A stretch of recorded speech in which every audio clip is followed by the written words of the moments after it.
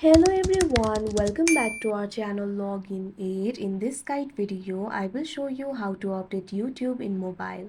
So updating the YouTube is very important if you want to fix some bugs. Also, it is important for smoother performance and latest features. So if you want to update the YouTube in mobile, it's very simple. It's basically like updating any other application. So first of all, what you have to do is launch open Play Store.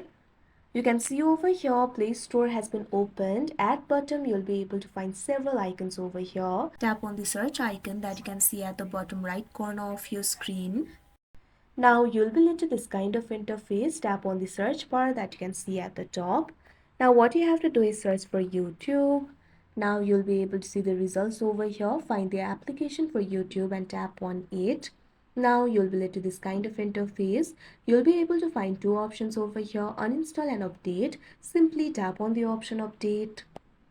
Now wait for a while. Depending on your internet connection, it might take a while.